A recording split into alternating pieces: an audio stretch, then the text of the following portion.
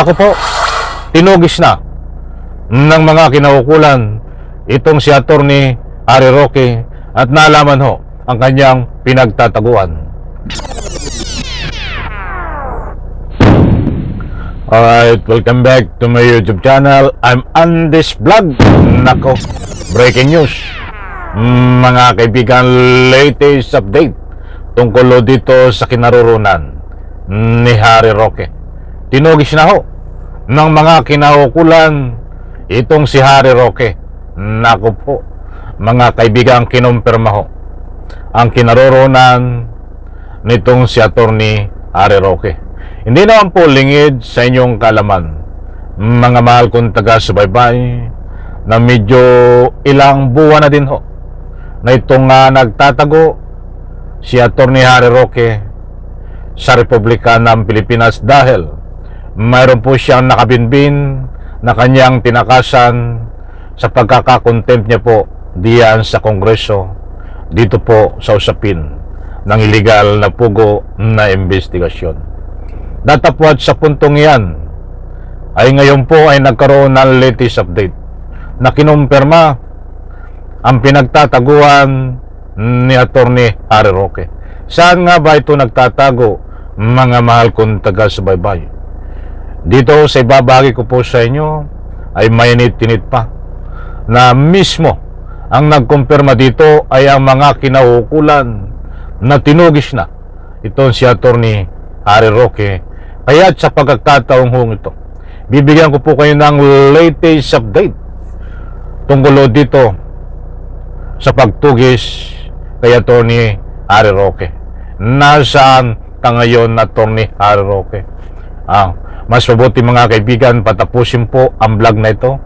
Huwag po kayong alis. Mas importanteng malagaw na malaman nyo ito dahil tambayan ay nag-iintay ho dito sa ika nga po ay lalong madaling panahon na paghuli dito ho kay Atty. Harry Roque dahil para nang sa ganun ho ay mampanagot siya para sa ika nga po ay nakabinbin niya na warrant of arrest na galing po diyan sa Kongreso.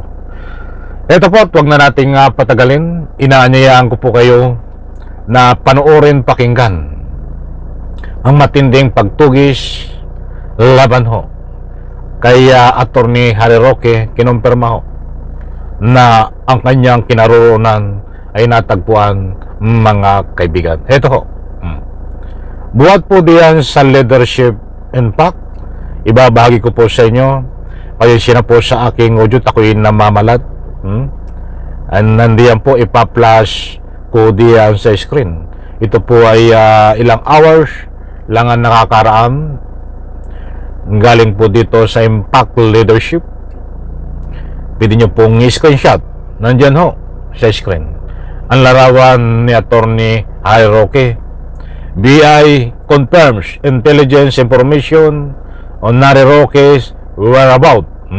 Kinumpirma po ng Bureau of Immigration ang kinaroroonan at pinagtataguan nitong si Atty. Harry Roque.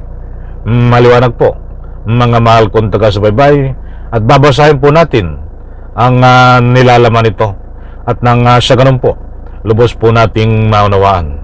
Ilang buwan na rin ho ito nagtatago at habang siya ho ay nagtatago ay panay ho ang banad sa ating pamahalaan at nagkakaroon po siya ng character assassination laban ho sa ating mahal na Pangulo.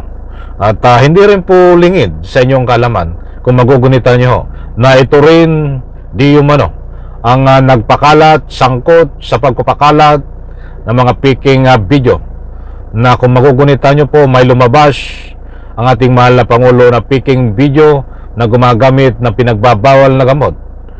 Ito rin po ay sangkot di umano sa pagpapakalat, mga kaibigan. But hindi po yon ang kanyang dapat panagutan. Ang dapat panagutan niya ho ay ito nga investigasyon sa pugo.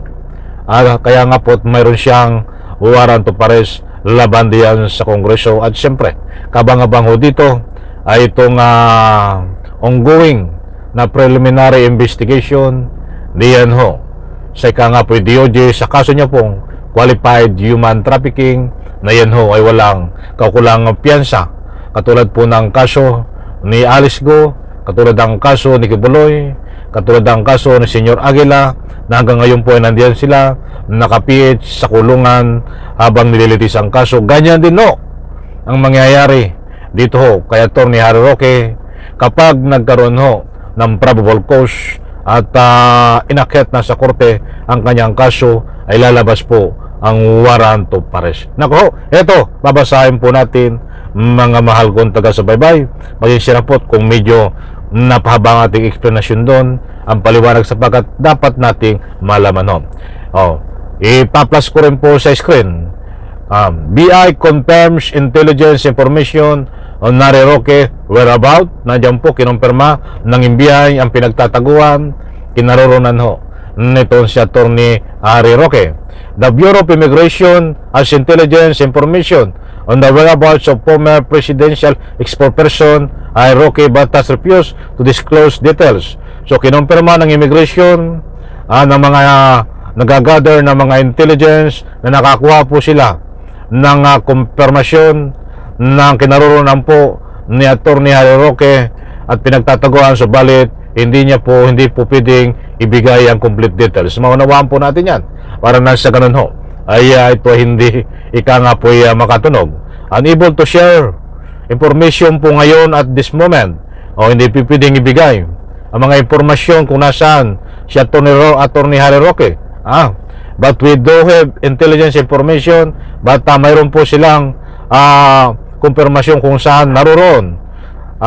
Ayon sa Bureau of Immigration spokesperson Dana Sandoval, si during the Malacanang press briefing on Wednesday, February 19. Dagdag niya pa, updates were being provided by intelligence counterpart, but they emphasize that disclosure would be made to proper authorities at the appropriate time, mga kaibigan. So maliwanag po dito ang mga sinasaad nila.